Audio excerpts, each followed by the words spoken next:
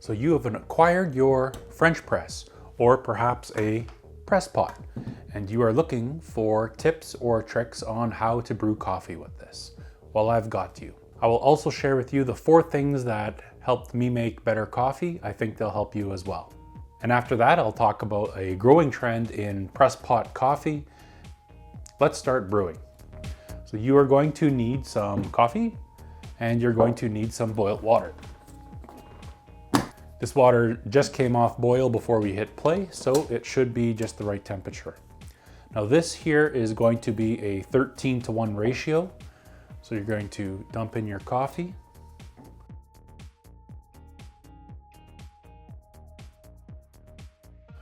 We are going to dump in our water.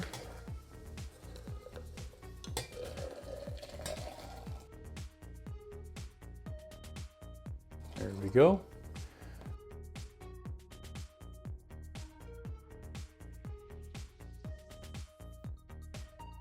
And we are going to place this on the top. Give it a slight press so everything is underneath there. Putting the lid on helps keep the heat in. Now we're going to let this sit for minutes. All right, first, use a scale. A scale will help to ensure that you're consistent with whatever recipe and how much water and coffee you're using. Gives you a starting point of consistency and let you focus on other aspects of brewing. This is a $30 scale I got from Amazon. It also has a timer on it, which can make it handy for when you have to do a time brew like this, or if you feel like you're going to get into pour over coffee, it'll be an excellent thing. It's not the most accurate, but it's accurate enough for what we need here. Second is fresh coffee. From the moment that the coffee has been roasted, it's starting to lose some of its flavors. As the days and the weeks go by, you're going to be able to capture less and less of those flavors in your cup. I find the freshest beans are usually available at my local coffee shop. Something that you should find is a roasted on date. If it has a best before date, they tend not to be as fresh. This is the coffee I get from Costco, and it's good enough for what we drink in bulk. The third thing that you should look into is a grinder. Even if you buy fresh beans, if you have to get them ground at the coffee shop or if you're getting them ground at a store, then the breakdown of flavors is going to happen even quicker.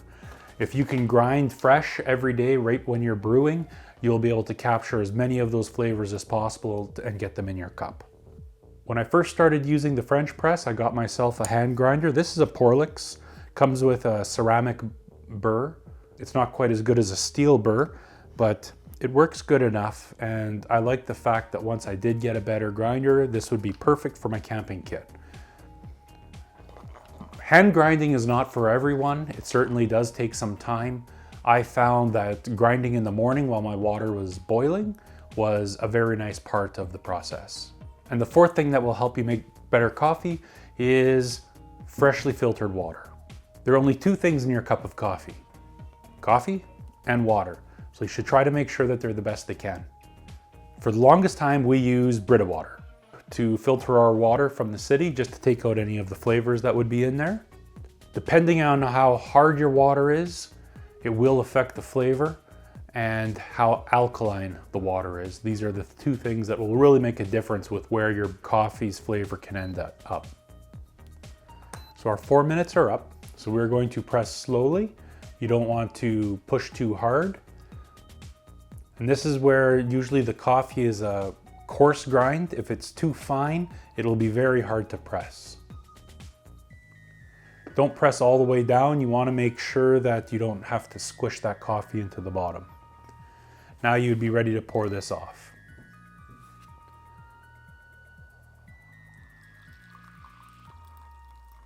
There we go. If you're not going to drink all the coffee right away, then the rest of this should be poured off into a thermos. If you let the coffee sit in here too long, you'll find it gains some astringency. It's a fancy way to say acidic and bitter. Now, some people like that. You might be one of those people. If you don't know yet, what you could do is you could pour off your first cup, let it sit there, enjoy this one, and in about 15 or 20 minutes, give that a try. you don't have much to lose, and you may find that you actually enjoy that.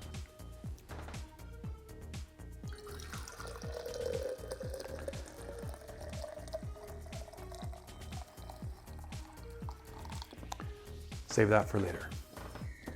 The great thing about the French press is that it allows you to tweak and try different ratios, try the different variables that can make coffee so much different, even though it's been roasted the same.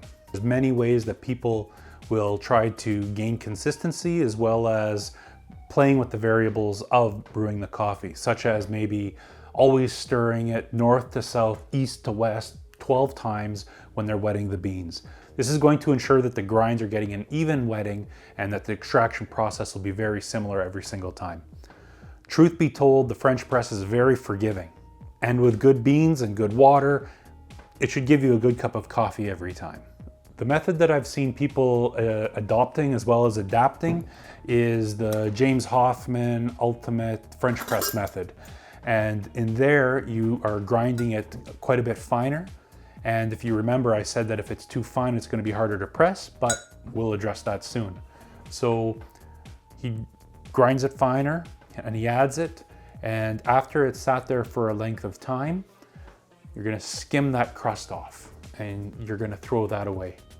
With this method, there's a lot of sitting because now you're going to wait again. This is going to go on, but you're not going to press.